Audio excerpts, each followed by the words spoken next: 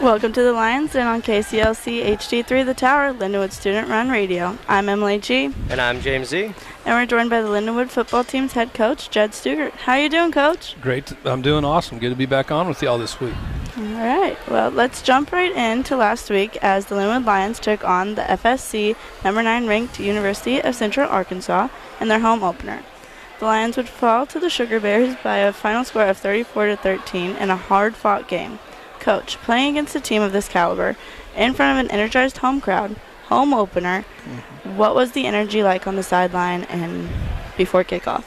Oh, it was outstanding. I mean, starting with just when we do our Lions walk through the tailgate, the energy out in the parking lot and walking through that, and it gave our guys a lot of energy. And then, of course, once we kind of kicked off, to see a great student, I mean, the uproar, the student section was amazing.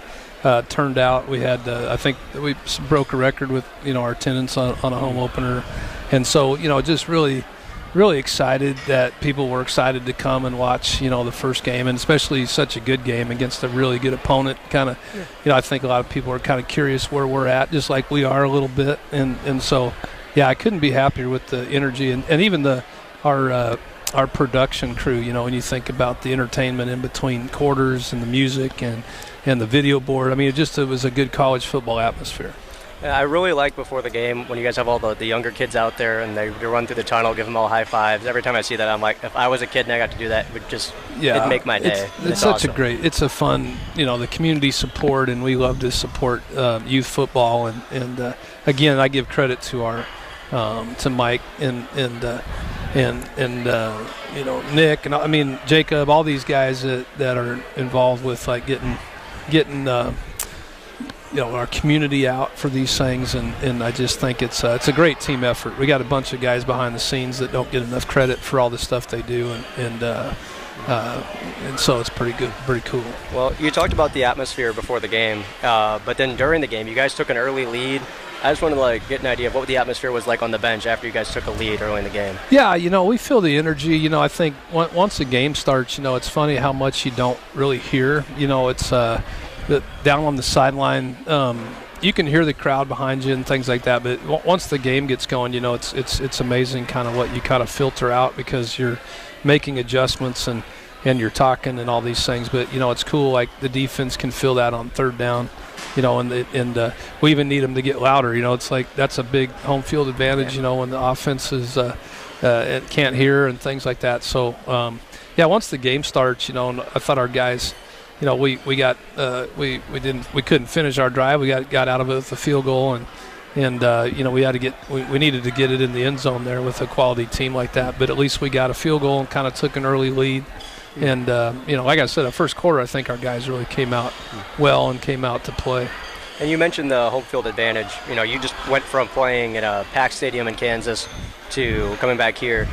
I've always wondered, because they always mention it on the broadcast, how big is that home field advantage? Like, how much can you feel it? No, it's big from, just just even sleeping in your own beds. I think, home field from the whole pregame, the night before, there's so much about being at home, being in the comfort of your own bed, being, you don't have to get up early to travel and do a lot of those things. But again, you think about players playing for family and friends, and everybody wants to give a good showing, and so there's that added encouragement and energy that comes with that, and you can never discredit a home field advantage, and especially when you have a good fan support. And before we dive too deep into this week's action, we're going to take a moment and highlight some amazing players that had a big impact this week. Both Steve Hall and Cortez Jones are both averaging over 4 yards per carry this season and have made some big plays, especially on Saturday. Can you speak to their performance and what they've been able to achieve this year just for these 2 games?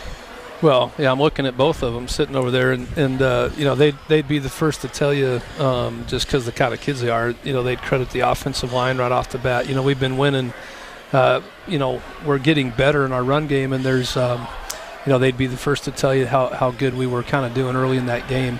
Just in our run game and winning some battles up front. But both those guys are both very unique. We've got a great running back room, when you add even Robert Giammo and Jared. But, Tez ran so hard Saturday, and they're both different type runners. Tez is a bigger back, but is still very elusive and can cut well. Steven would be kind of a little bit more in the quick category when you look at the way he runs the football. He can get through gaps really quickly. He's a slicer, but he's got great feet, great balance. And then coming back, last year Robert Giammo was kind of our featured running back last year before injury, and he's coming off of a knee injury, and so really encouraged that he got about 17 carries on Saturday. He's still getting kind of in the groove coming back from that injury, so it'll be fun to even add him into the equation as well, because with 12 games in a season at the running back position, you got to have quality depth, and we're very deep in that position. Yeah, you always want to have fresh legs out there. And I remember in your press conference you were mentioning, you're extremely happy with your running back room. But someone else I'm assuming you're happy with was Jaden Patrick. With the sack that he had, blocking the field goal. He's been doing great. He's got great speed off the edge. He's timing up the ball well. What were your thoughts on his performance and what he's been able to do? I'm really proud of J-Pat. He's a guy that we recruited him here. We were a Division II program. He comes out of Jinx, Oklahoma. Really great football program. Won a state championship. They're one of the best programs in Oklahoma, and so if you look at our roster, there's not a ton of guys that are on the field starting and playing that were on our D2 roster. J-Pat, to be able to play when we made this move to Division I, he's just kind of grown right into it, and so he's earned that spot. He's coaches, especially defensive coaches in the secondary, you want to have comfort in knowing that your corners kind of know the defense. You feel better when they're on the field, and that's kind of how we feel about him. And then, of course, he's a playmaker. I think at that time of the game, that field goal was so huge to be able to get, to stop the points there, get the ball back, and unfortunately it didn't turn out. But at the time, that was that was a huge play. That was a huge play, and it kind of gave us another chance to get back in it. I think I was in the stands at that time because, we trade off each quarter and everything, and all of us, as soon as he blocked it, went, we all screamed, and it was so, fun and everything. Block field goals are fun. It is a party. Yes. Lastly, Jeff Caldwell was back to being the number one option in the Lions passing game, as he recorded 6 receptions for 99 yards and made some spectacular catches throughout the game. What is it like having a weapon like him on offense that can catch any ball that is thrown his way? Yeah, Jeff's special. He's a tough kid too. Last year he played the whole season on a torn hip labrum, which is very painful, and he played, and so he's healthy again. Coming off of coming into this year. Kansas really, as we talked about, Kansas really.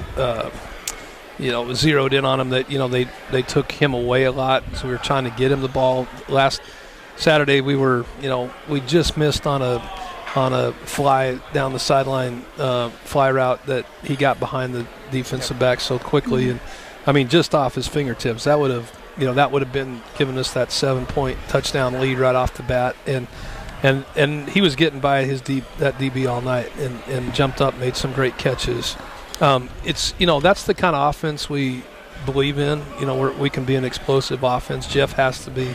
That's always going to be a part of our offense, is that downfield threat. But he's a good spot route runner too, and can catch intermediate routes as well. He's a very well-rounded receiver. Yeah. So back to this game.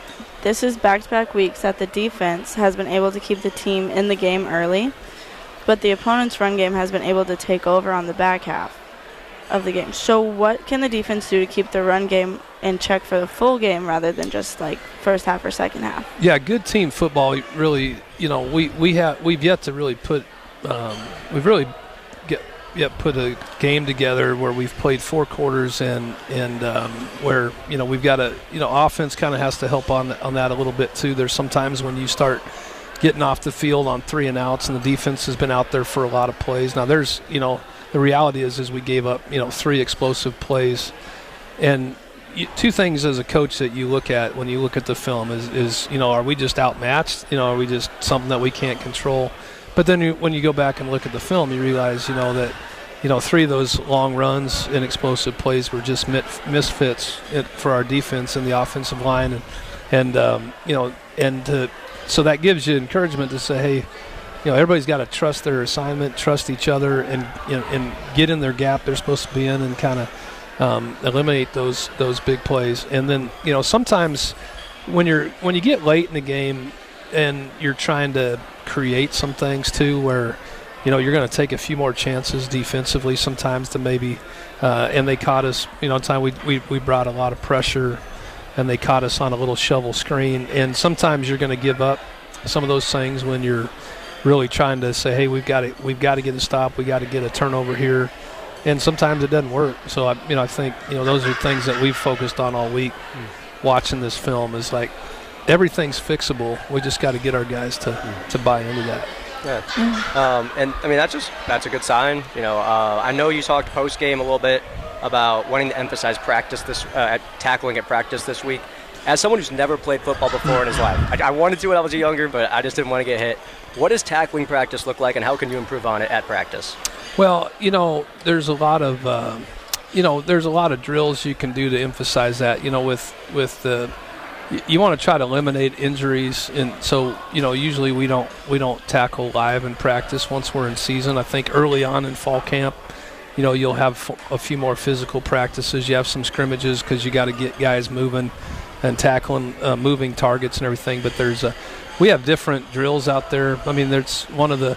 We have a big padded wheel. It's called a tackle wheel that you just roll, and it's like a big donut. And that way the target's moving, and you can kind of rip through it. There's different drag drills where you're dragging the dummy, and they call it basically it's like a gator roll where it's really a rugby tackle if you kind of know what that is, and roll after you go through. So it's really just kind of. But a lot of time tackling is moving feet on contact, and so if you're having them tackle, we got a one-man sled that you hit, and you got to twist and tackle it to the ground, which kind of gives a little bit more of a leverage. So there's a lot of drills, and you've got to. But most of the time, bad tackles come from misleverages. A guy cuts back on you because you're not staying on his back hip, and those were a lot of things we misleveraged on a few of those long runs. Again, very fixable things. I was so bummed out for the guys because I think we saw so much in that game where they need to understand that they can play with the 9th-ranked team in the country. That we're not too far away. Like you can believe that the whole game. Keep playing because it's not like we're getting overrun. We've just got most of these big plays were self-inflicted, and I got to do a better job as a coach. We got as a coaching staff. Helping them fix those little things to help them be put in better positions. Yeah. See, we could feel that kind of with the broadcast. I was doing camera work. I was the game camera. And you could hear it over the ProdCom. Like, people were excited during the game. People were into it because they figured, like, the team is playing really well. They're playing tight with this team. But something that we noticed during the broadcast, because we can hear all the production stuff, we can hear athletics, we can hear the replay officials, is that the replay system was actually down at times during the first half. Yeah. And I was going to ask you about that, if you guys were aware of that, and is there protocol that if a team challenges during that period, what would happen? Yeah, so basically the moment it goes down, this happened at Kansas last week too. There was a moment in the game that which we benefited from a turnover that might have gotten overturned early on in the game, but the replay was down. So they just simply tell both of us head coaches that, hey, instant replay's out. And so you kind of go back to old school. There's no replay. You go with the ref's call. And I think there's a couple situations where, we didn't get a chance to review a couple things that might have helped us. We never got, I think we confirmed that the touchdown where it looked like he fumbled going across, but I think he did get in, look at our film.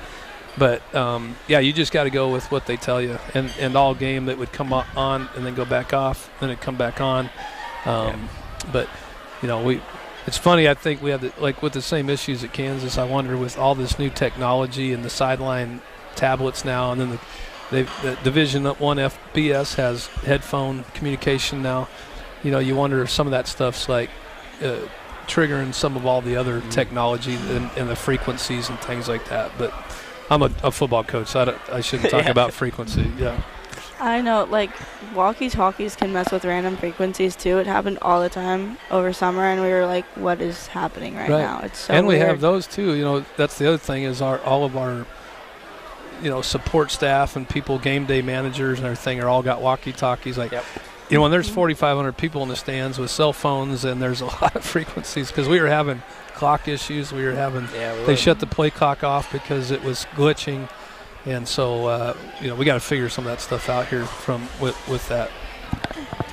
And before we look ahead to next week's game, what were some of your favorite moments from this week's action? Players, highlights, anything like that? Yeah, there was, you know, I think I just, you know, probably just echo what I said. I think probably what was the most frustrating thing is to just see how well we played in these glimpses of these flashes of the game where, you know, we were dominating them. We're driving the football. You know, we're getting the 3 and out. We're tackling them behind the line of scrimmage. There was so many bright spots, and that's the thing is like getting teams to believe that, hey, we can do this for 4 quarters. You know, and I think, you know, I look at we talked about the block, and then, you know, holding them to a field goal that they end up missing was a huge deal. Where our defense started getting the red zone, they really bowed their back and held them out. And you know, offensively, we moved the ball a lot. I thought our run game was pretty good. So there was a lot of flashes. I think the other thing, too, is, you know, we challenged them at the fourth quarter break, you know, and I brought everybody up and I said, you know, if you really think about it, we're not too far out of this game. If you guys really believe, and we were able to get a stop, and we, you know, the 1 4th down, we unfortunately jumped off sides and, you know, gave them that first down. But, you know, right there, we probably get the ball back with down 2, and if you go punch it in, we ended up intercepting the ball in that play. You know, if we punch that in, now we're 7 points behind. Right. And that goes to show you. And then, you know, but we jump off sides, give them a first down. You know, the kids don't mean to do that. They're trying to make a play. You feel bad. And like I told the kid that did it, you know, it's like they're so hard on themselves. And I said, you know, we made way too many mistakes in this game just to blame. You know, he was kind of blaming himself for that. But it just goes to show you in football how quick, you know, that was another proud moment. They never quit all the way to the end. You don't see them getting frustrated on the side. They're frustrated because they're losing, but you don't see them bickering with each other. They're staying together. You don't see a team that's divided in that adversity. Well, they'll get a chance to get back at it again this week as they'll be taking a trip down to Springfield, Missouri to take on the Missouri State Bears on Saturday at 6 p.m. Central. We'll have the game here on KCLC. It'll also be broadcasted on ESPN+. I won't be doing the camera work this time because it is not exactly close to here, but the Bears are currently 0-2 but have played really tight one-score games against FCS favorites in Montana and then an FBS school in Ball State. So, Coach, what is the biggest adjustment your guys will need to make this week if the team wants to come away victorious? Well, you got to match the confidence. You know, I think, you know, this team's going to be very similar to Arkansas, Central Arkansas. You know, they're a good football team. Like you just said, you know, they almost, you know, had a chance to beat Montana, who was ranked 4th in the country at that time. Took Ball State, an FBS program, into the 4th quarter, probably could make a case that they had a chance to win that game.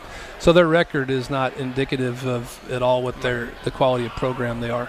And I don't think our record is indicative of who we are. I think when I say you got to match confidence is going out there, and our guys need to start realizing that, you know, we're not just a team that's moving up. We've moved up. We got to have the mindset that we're here now. We can't keep saying, hey, you know, because we're matching up well. Our offensive line is the same size as theirs. I mean, they put their shoes on 1 foot at a time like we do. I mean, there's a lot of those things. So I think going into that game knowing that they're going to be a lot like Central Arkansas, a very similar team in size, speed, and matching that. And, you know, just looking forward to the opportunity that they have to really get back on the radar screen a little bit by taking a team like that down.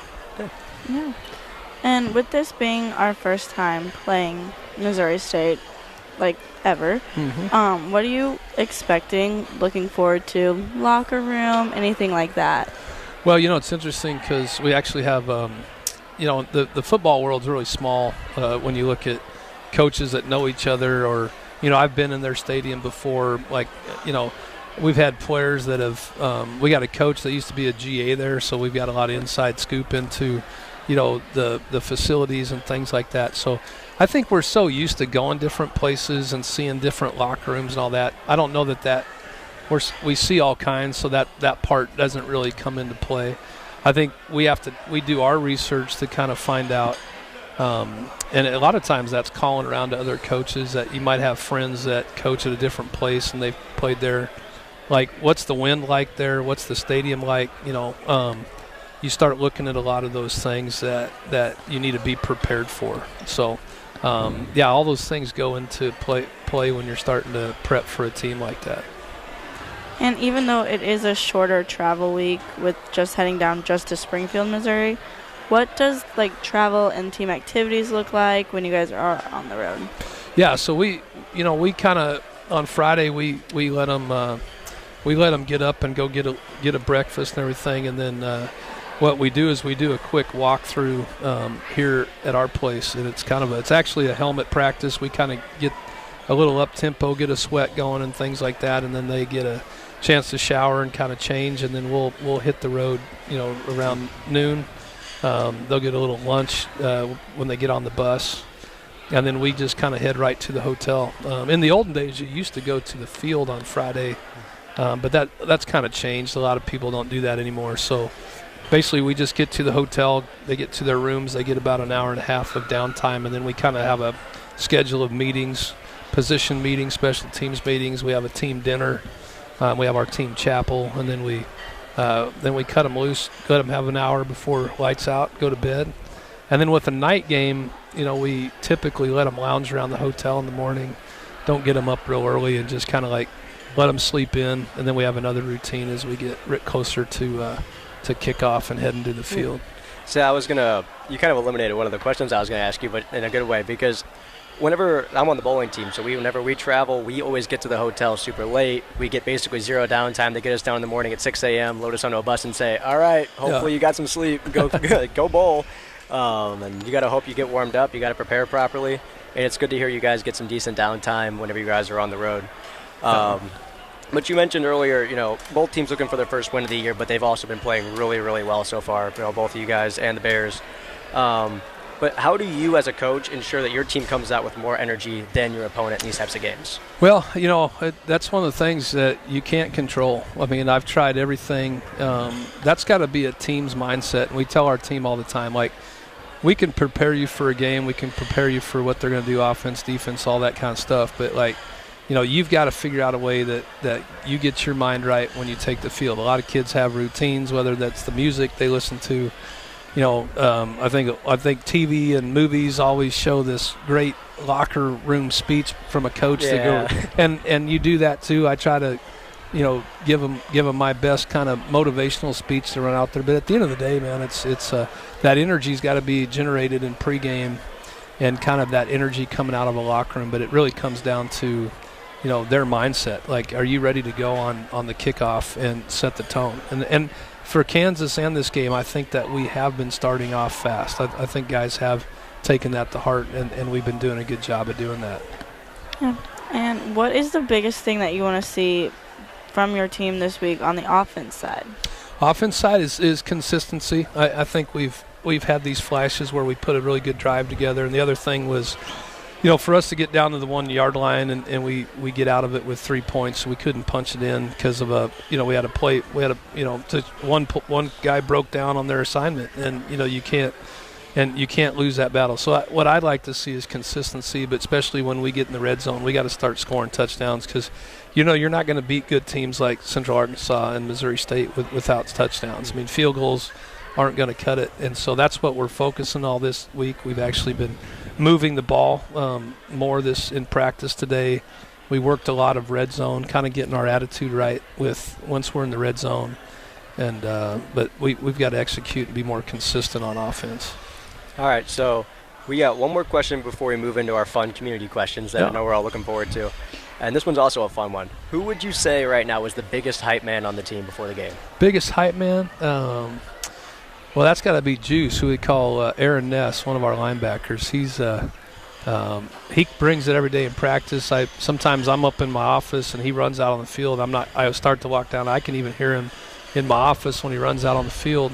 I would say that Aaron, sitting way back there at that mustache, he's our biggest hype man. And the kids love it. And if you notice during our kickoff, they're kind of swaying and getting loud. Aaron's the guy in front of them orchestrating all that. So I bet you the team would vote Aaron Ness as our biggest hype man.